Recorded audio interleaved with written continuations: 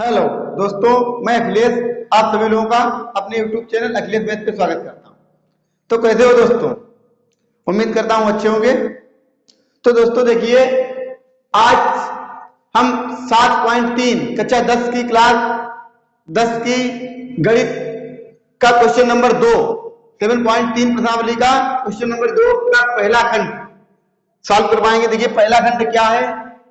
निम्नलिखित में से प्रत्येक में k का मान ज्ञात कीजिए ताकि तीनों बिंदु सररेखी हो।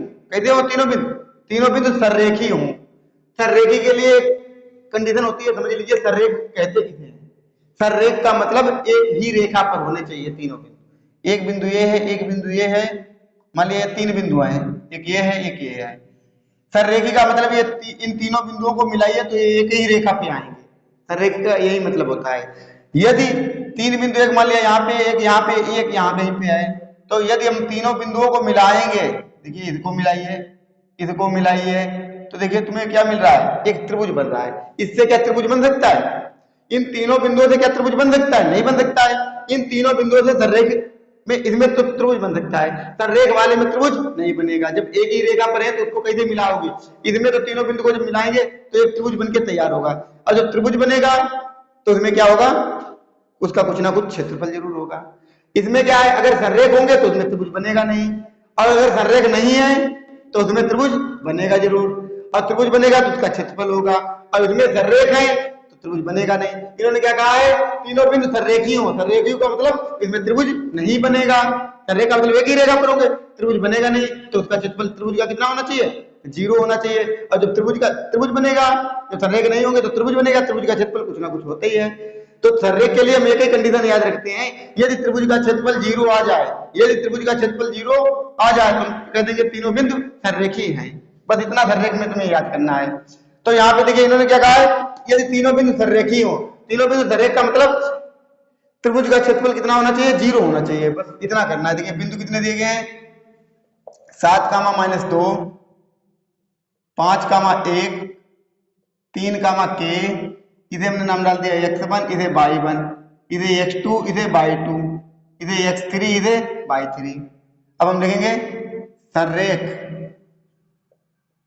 होने के लिए त्रिभुज का क्षेत्रफल बराबर कितना होना चाहिए?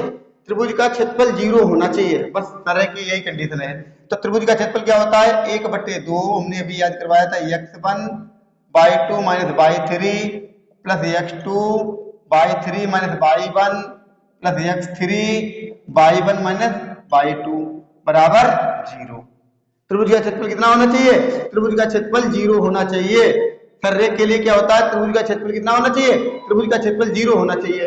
अब देखिए सभी के मान रख दीजिए, 1/2 x1 7, y2 1, y3 k, x2 5, y3 k minus y1 -2 है तो यहाँ पे क्या हो जाएगा +2, x3 देखिए यहाँ पे कितना है 3, y1 देखिए यहाँ पे कितना है -2, y2 कितना है 1।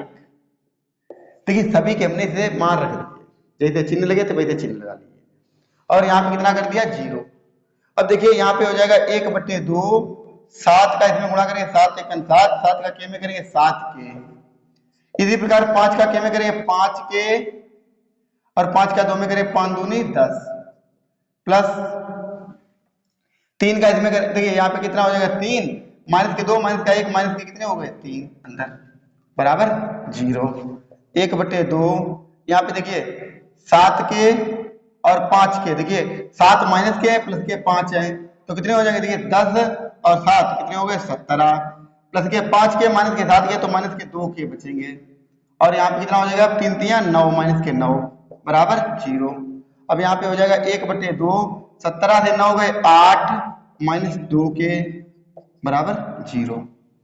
इससे 2 कॉमन ले लीजिए तो 2/2, 2 कॉमन लिया ऊपर से तो यहाँ बचेगा 4, यहाँ बचेगा सिर्फ k बराबर 0। इस 2 से 2 कट गया, सिर्फ बचा क्या 4 - k बराबर 0 बचा, तो 4 बराबर k उधर जाएगा, काय का हो जाएगा प्लस का, तो k का मान कितना आ गया, k का मान आ गया 4।